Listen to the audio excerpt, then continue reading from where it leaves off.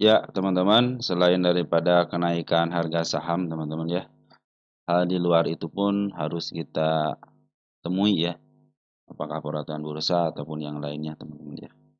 Ini ada yang menarik yang kemarin saya bacakan teman dari teman kita dari Mas Juan Pratama 8152. Saya mau kasih info pembelajaran. Bursa bisa melakukan suspensi jika telah berada di FCA selama lebih dari 1 tahun berturut-turut. Aturannya tertuang di surat keputusan direksi PT BI No Cap 0076 Bay 06224 ya 2024 yang termasuk target 31 Mei harus bersiap nih, betul teman-teman ya. Nah, setelah saya baca teman-teman ya, dan betul peraturan nomor apa? Nomor ini ya. Nomor mana? Nah, nomor ini nih di 0076 ya tahun 2024 tertuang di sini suspensi efek bagi perusahaan tercatat pada papan pemantauan khusus ya. Ini huruf V 1 ya. Bursa melakukan suspensi efek kepada perusahaan tercatat yang memenuhi kriteria sebagai dimaksud dalam ketentuan 1.2 maaf 3 Romawi 12 3 13 Romawi 3 14 Romawi 3 15 dan lain sebagainya. Peraturan ini jika perusahaan tercatat tersebut telah berada dalam papan pemantauan khusus selama lebih dari 1 tahun berturut-turut. Tuh, jadi teman-teman itu seperti itu ya bunyinya ya. Nah, itu bunyinya dan ini peraturannya di peraturan nomor Romawi 5, teman-teman silahkan teman-teman periksa itu. Jadi betul teman-teman, kita ini istilahnya harus siap sedia apabila teman-teman suka dengan saham FCA ya, terutama teman-teman kita banyak yang suka saham FCA juga. Dan begitupun banyak emiten-emiten kita ataupun portofolio, mungkin ada yang nyangkut di 50 ataupun yang baru beli di 50, tiba-tiba FCA gitu kan yang biasa hanya di 50 aja, ternyata sekarang di FCA kan. Nah, sekarang peraturannya yang tertuang teman-teman yang tertuang itu selama setahun berturut-turut dia masih di FCA juga, nah dia akan disuspend teman-teman ya. Sampai kapan suspension itu terserah bursa, teman. Biasanya suspendnya itu ada yang seminggu, 2 minggu teman-teman ya, ada yang sebulan teman-teman ya tergantung dari peraturan bursanya. Kalau kata bursa seminggu ya udah seminggu dulu, sebulan ya udah sebulan dulu seperti itu teman-teman ya. Jadi yang menentukan lama dan tidaknya itu bursa sendiri teman-teman. Jadi teman-teman harap hati-hati aja kepada teman-teman yang mempunyai saham-saham FCA.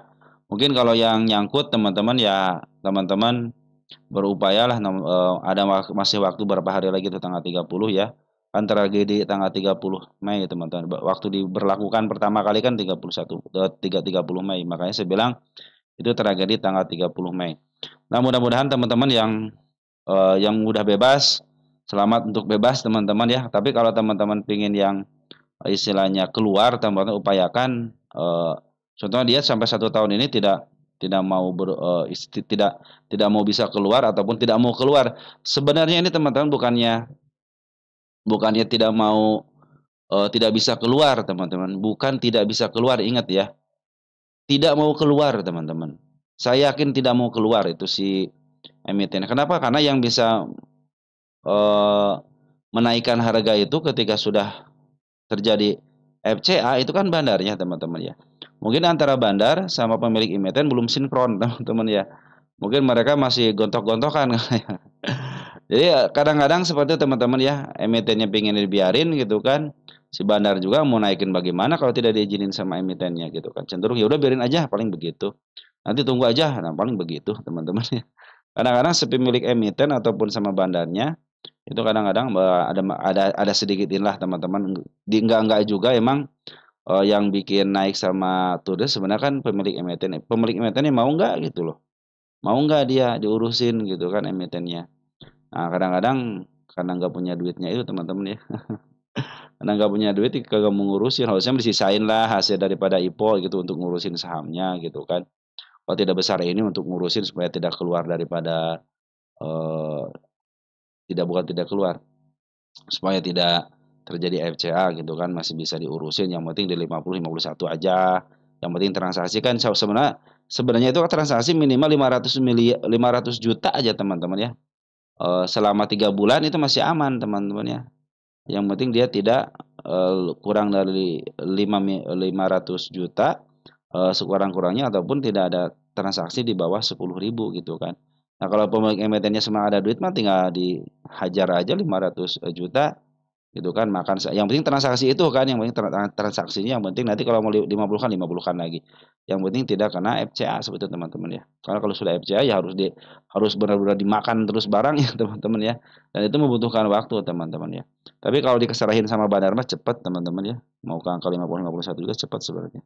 Makanya mudah-mudahan nih si pemilik emitennya terutama pemilik emitennya ya bisa menyerahkan kepada bandarnya lah biar diurusin biar keluar daripada FCA ya. Oke teman-teman, seperti itu ya informasi yang saya berikan kepada teman-teman dan terima kasih Bro Mas Juan Pratama ya atas informasinya. Betul ini adalah info pembelajaran buat teman. Jadi teman-teman yang baru masuk, ingat yang baru masuk jangan beli saham 50-an, jangan beli saham yang FCA teman-teman. Yang normal-normal aja dulu ya, LQ45 jadi pilihan buat teman-teman ya. Terus jangan all in, jangan pingin cepat kaya, teman-teman. Yang pingin cepat kaya instan itu nggak ada, teman-teman ya. Walaupun betul di bursa itu kita akan menemukan emiten yang boom gitu kan sampai 100%, 200% bisa, teman-teman. Cuman harus bertahap ya. Sedikit tapi kita syukurin, maka ketika kita bersyukur akan ditambahkan nikmatnya. Baik, mungkin itu aja yang bisa saya sampaikan untuk teman-teman semuanya. Mudah-mudahan ini bermanfaat. Terima kasih lagi sekali lagi saya ucapkan kepada Bro Mas Juan Pratama ya atas informasinya dan sangat membantu sekali buat teman-teman ya. Sekian dan terima kasih dan ciao.